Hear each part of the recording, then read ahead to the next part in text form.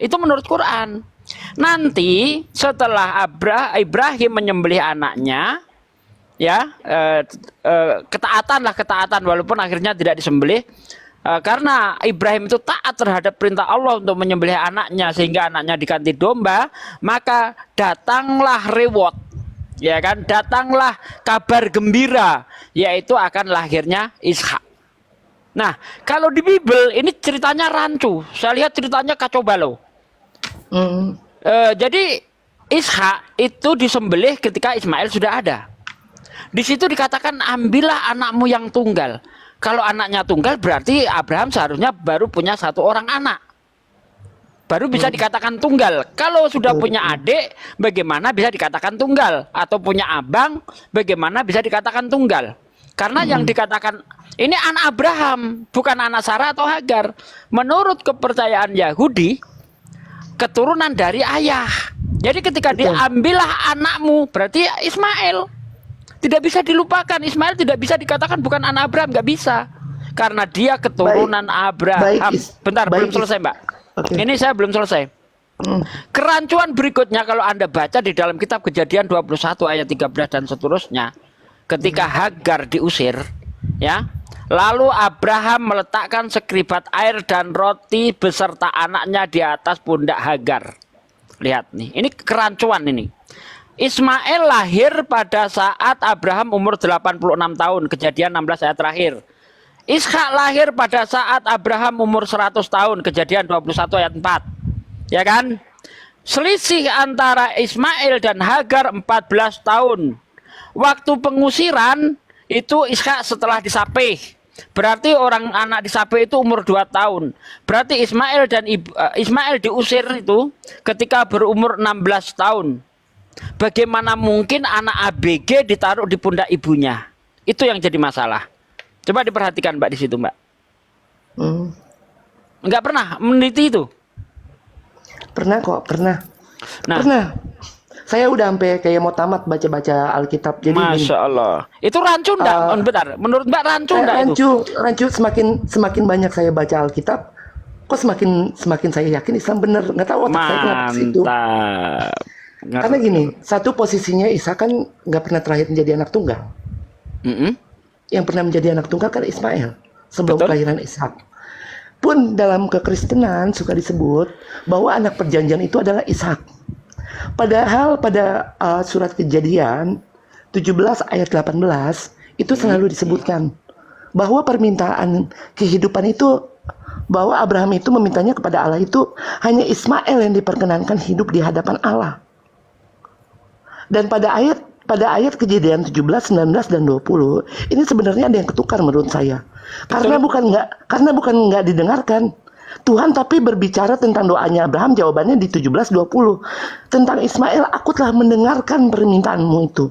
Artinya apa? Permintaan Abraham untuk Ismail saja yang hidup di hadapan Allah itu didengar. Tetapi kenapa di ayat 17, 19-nya Allah berfirman tidak? Ini jelas kerancuan. Padahal di ayat 17, 20-nya tentang Ismail, aku telah mendengar permintaanmu.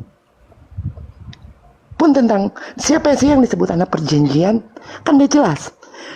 Sunat itu adalah sebuah perjanjian. Yang mengikuti sunat saat itu hanya Ismail. Kenapa nggak menunggu kelahiran Ishak? Berarti siapa yang disebut anak perjanjian? Ishak atau Ismail? Di situ udah jelas perikopnya bahwa betul. sunat itu adalah tentang perjanjian Allah. Artinya siapa anak perjanjian? Jelas Ismail. Tanpa menunggu Ishak. Karena waktu peristiwa perintah sunat itu Ishak belum ada. Betul. Nah, satu lagi Mbak, bukti bahwa yang dikorbankan itu Ismail. Anda baca di dalam kitab Kejadian 22 di ayat-ayat terakhir itu. Ya. Itu kemana Abraham pulang? Coba diperhatikan di situ. Kejadian 22 ayat 19. Kemana pulangnya Abraham setelah peristiwa pengorbanan? Saya hafal Kak Barsheba. Kok nggak ke ini Hebron? Barsheba itu kan tempatnya Hagar. Lah iya, kok nggak pulang ke tempat Sarah kalau memang yang disembelih Ishak? Karena nih ya, saya baca ya, bentar ya. Saya baca Kejadian 22 ayat 19. Kemudian kembalilah Abraham kepada kedua bujangnya dan mereka bersama-sama berangkat ke Berseba dan Abraham tinggal di Berseba. Kok nggak pulang ke si siapa namanya Sarah di Hebron atau di Palestina sono? Kenapa pulangnya ke Berseba tempatnya Hagar? Kalau memang yang dikorbankan Ishak. Tetapi karena yang dikorbankan itu Ismail, wajar pulangnya ke Berseba. Betul. Ismail dikembalikan kepada ibunya. Tapi kalau Ishak seharusnya Ishak dibalikkan ke ibunya, tapi enggak. Betul enggak? Benar Kak, benar. Iya benar.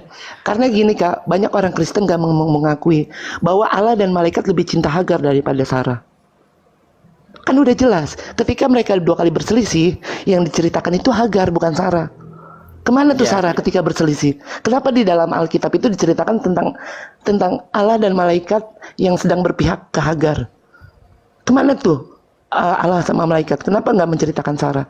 Kan berarti udah jelas Allah dan para malaikat berpihak pada Hagar. Inilah yang keturunan yang akan dijanjikan Tuhan, yang Allah mendengar anaknya dan melihat ibunya. Disebut Ismail dan ibunya menyebut Allah yang melihat dia di sini sebagai El Roy.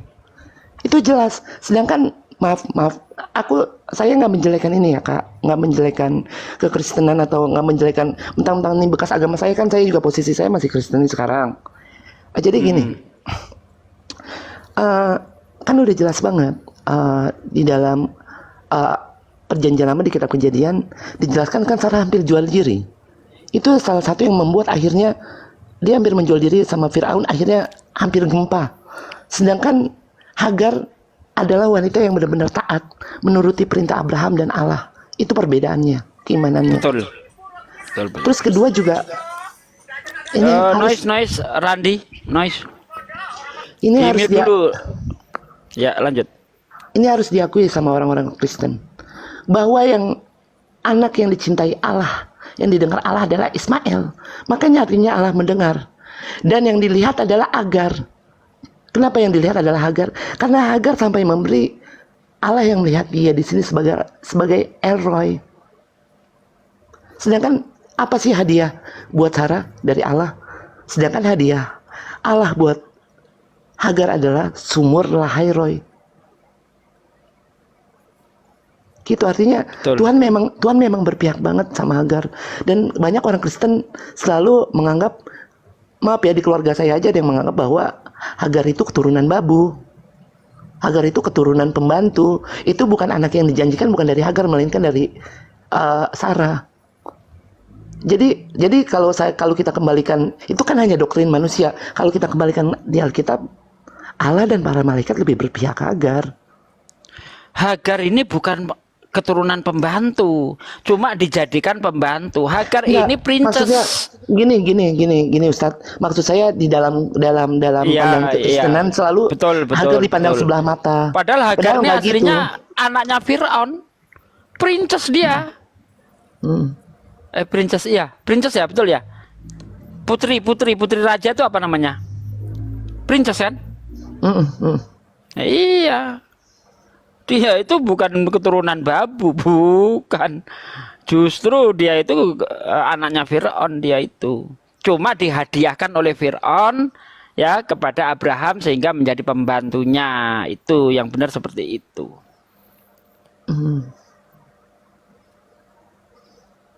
Oke. Jadi pandangan Ustadz sendiri tentang Hagar tapi Ustadz setuju nggak Hagar dan Ismail sebenarnya yang terpilih sebagai anak perjanjian? Sebenarnya gini ya, di situ itu ada ya itu tadi salah tukar sebenarnya, Mbak. Ketukar tempat aja. Ya. Ini ada contoh nih. Ini di ayat 2 Kejadian, bentar. Ustadz nih, nggak di bawah aja ada yang nulis nih. Hagar itu budaknya Ibrahim. Ini dalam pandangan kekristenan pasti selalu gitu. Namanya madang. Iya, namanya, bahkan mereka itu sering mengatakan Ismail ini anak tidak sah. Kalau dia mengatakan Ismail anak tidak sah, itu menghujat Abraham. Berarti Abraham berzina dengan Hagar dong. Padahal kalau kita lihat di Kejadian 12 ayat 3 ya, kalau nggak salah, aku akan memberkati orang yang memberkati engkau Abraham, dan aku akan mengutuk orang yang mengutuk engkau Abraham. Kejadian 12 itu dibaca itu. Nah sekarang yang memberkati Abraham itu siapa? Kristen atau Islam? Kami di dalam sholat kami 5 kali sehari, kita selalu memberkati Abraham di waktu sholat. Bagaimana mana buktinya? Kita selalu berkata Allahumma sholli ala Muhammad wa ala ali Muhammad kama sholaita ala Ibrahim wa ala ali Ibrahim. Nah itu kita selalu memberkati. Kenapa satu G nggak pakai Sayyidina? Nabi Muhammad ketika sholat nggak pakai Sayyidina. Tapi dalam penyebutan sehari-hari, kecuali di dalam sholat, saya menyebutnya Sayyidina.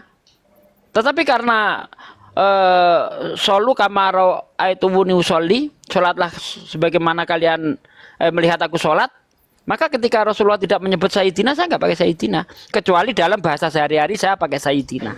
Oke, mantap Pak Sugi. Ya. Saya nggak ngerti, nggak ikut-ikutan. Terus? Ya itu nanti. Jadi apa namanya? Kita umat Islam ini yang memberkati Abraham, begitu. Bukan Kristen. Kristen malah mengutuki Abraham, mengatakan Ismail anak zina dan sebagainya. Benar-benar. Bang Kora sudah selesai maghrib. Bahkan teman saya aja ada yang gini. Sebenarnya pernikahannya Hagar dengan Abraham itu kesalahan Abraham juga, karena dia mau menikahkan Hagar. Ada yang ngomong begitu. Ada yang menyalahkan Abraham. Sedangkan saya lihat kalau orang Islam itu nggak pernah menyalahkan nabi-nabi mereka gitu. Ya, terus ada lagi persoalan analisa saya tentang Kristen dan Islam itu tentang antara Paulus. Kan saya juga dulunya seperti apologet Kristen, membela-bela Kristen gitu, Ustadz. Itu saya akuin ya. Tapi lama-kelamaan saya ngerasa kok nyambung di Islam ya. Semakin saya sangkal, semakin Islam tuh benar. Gimana sih rasanya Ustadz? Jadi saya ngelihat Tuhan Yesus sendiri pernah bilang bahwa dia dia itu menggenapi Taurat, bukan menghilangkan hukum Taurat. Tetapi yang saya lihat pada Paulus sendiri, justru dia menghilangkan hukum-hukum Taurat. Gitu. Jadi bahkan Paulus menganggap Taurat itu sampah. Anda baca Filipi 3 ayat 8. Filipi 3 ayat 8, Anda baca dari ayat 5 ya kalau nggak salah ya. Biar jelas konteksnya. Itu Paulus mengatakan hukum Taurat itu sampah. Gimana coba? Katanya diutus, katanya ketemu Yesus. Kok bisa-bisanya berseberangan dengan Yesus? Yesus ini orang yang sangat menjunjung tinggi Taurat. Ya, bahkan Yesus mengatakan apabila kehidupan keagamaanmu tidak lebih benar daripada kehidupan orang Farisi dan ahli Taurat, kamu tidak akan menduduki kerajaan surga. Ya, Matius 5 ayat 20. Kalau kita lihat di ayat 19-nya, barang siapa menghilangkan satu titik hukum Taurat kemudian mengajarkan kepada orang lain, dia akan menduduki kerajaan terendah dari dalam kerajaan surga. Yesus paling jijik dengan orang yang tidak taat terhadap hukum Taurat. Benar. Makanya kalau kita lihat di dalam Matius 23 ayat 2 dan ayat seterusnya, pergilah kamu kepada orang Farisi dan ahli Taurat yang telah menduduki kursi Musa. Ikuti semua yang mereka ajarkan, tetapi jangan kamu ikuti yang mereka kerjakan. Karena mereka hanya mengajarkan hukum Taurat, tetapi mereka tidak menjalankan. Ya, betul, Yesus ini sangat menjunjung tinggi terhadap hukum Taurat. Tetapi katanya Paulus yang dijumpai oleh Yesus di dalam Kisah Para Rasul 9 ayat 8 dan seterusnya, Kisah Para Rasul 22 ayat 6 ayat 7 sampai ayat 10, katanya dijumpai, tapi justru mengatakan hukum Taurat ini sampah. Kira-kira sinkron enggak? Sinkron dong. Enggak ya? Sinkron enggak ajaran Yesus dengan Paulus? Enggak bertentangan. Enggak sinkron. Benar, Yesus menjunjung tinggi hukum Taurat. Betul. Paulus mengatakan hukum Taurat sampah. Gimana sinkronnya? Lebih tepatnya Paulus bilang yang menajiskan itu apa yang keluar dari mulut, bukan apa yang masuk ke dalam mulut. Artinya gini, itu nggak bisa dibenarkan karena kan Tuhan Yesus nggak pernah menghilangkan hukum Taurat. Dia hanya menggenapi. Artinya kalau misalnya hukum Taurat awalnya 1 ditambahi sama Injil jadi 2 kan, itu kan menggenapi. Artinya dia sama sekali nggak pernah menghilangkan hukum Taurat kok. Dia nggak pernah menghilangkan. Tapi ada beberapa hukum yang sebenarnya dihilangkan, hukum Taurat yang dihilangkan sama Paulus. Kayak contohnya sunat, nggak bersunat nggak apa-apa. Yang penting kamu punya hati bersunat. Jadi apa yang masuk ke dalam mulut kamu itu tidak menajiskan, tapi yang menajiskan apa yang keluar dari mulut. Menurut saya jelas menajiskan. Karena hukum makan babi itu kan jelas hukum Taurat. Tuhan Yesus nggak pernah menghilangkan. Bahkan saat Petrus pertama kali mau makan babi pun dia menolak kok. Ada Petrus makan babi, Mbak. Itu kita lihat di dalam kisah para rasul. Akhirnya kan dia mau. Akhirnya kan dia mau gini. Kalau dalam cerita lain ada Kak. Jadi gini, akhirnya dia Kisah mau. para rasul 10 itu Petrus kan melihat, ya, kisah para rasul 10 itu kan Petrus itu melihat ada kain, di mana di dalam kain itu ada binatang-binatang yang dinajiskan. Makanlah itu. Apa kata Petrus? Oh tidak Tuhan, aku tidak pernah menajiskan diriku. Bentar lagi Gini. makanlah, kan Iya, begitu tuh. itu kan didatangi cahaya dia di balik jendela itu kan. Artinya disuruh makan. Takutnya kalau gini. Kalau saya lihat catatan kaki, mungkin Petrus saat itu dalam tekanan Paulus. Karena Paulus bilang kita harus seperti orang-orang Roma ketika kita menyebarkan Injil. Kita harus berani untuk, kalau mereka tidak cuci tangan, ya kita tidak cuci tangan. Gitu. Jadi ya. Tapi kalau menurut saya itu gini, Mbak. Kalau menurut saya yang bentar sedikit-sedikit. Kalau menurut saya itu menurut saya, bentar. Kalau Hmm. menurut saya yang mendatangi Petrus itu iblis. Kenapa begitu? Karena menurut Yesus di dalam Yohanes 5 ayat 37, dia yang mengutus aku suaranya tidak pernah kamu dengar, rupanya tidak pernah kamu lihat. Nah, ini ada pencoba yang ingin mencobai Petrus untuk memakan binatang-binatang yang diharamkan itu. Kalau menurut saya iblis itu, bukan Tuhan itu. Karena apa? Pakai apa yang dikatakan Yesus atau Yesus yang bohong. Ketika Yesus mengatakan suara Tuhan tidak bisa didengar. Kok Petrus dengar suara Tuhan? Yesus bohong? Benar, atau benar. Petrusnya yang benar? Itu dia. Atau kalau keduanya menurut saya bohong. iblis. Itu dia. Bagi Tuhan itu tidak mungkin merubah firman-Nya. Tidak mungkin. Kalau sudah ditetapkan, nggak mungkin berubah. Nggak ada perubahan. Benar. Gitu loh. Benar. Karena kalau saya lihat juga ayat-ayat itu kayaknya Petrus dalam tekanan deh sampai dia nulis ayat itu. Bisa jadi. Kita nggak tahu keadaan waktu itu kan. Karena saat itu yang terjadi adalah Petrus yang harus mengikut Paulus. Sedangkan Paulus adalah bukan salah satu murid dari ke-12 murid Yesus. Gitu. Oke, Mbak, karena di sini udah tiba kurang sedikit lagi nih. Paling sekitar 2 menit lagi kita sholat. Dilanjut dulu dengan yang lainnya yang sudah sholat. Oh gitu. Saya standby dulu, Bang Pera. Ustaz. Ini ada Bang Juma juga sudah standby, kayaknya bisa dilanjut bincang-bincangnya. Ustaz, Saya selamat standby sholat dulu ya. Iya. Yuk. Ya.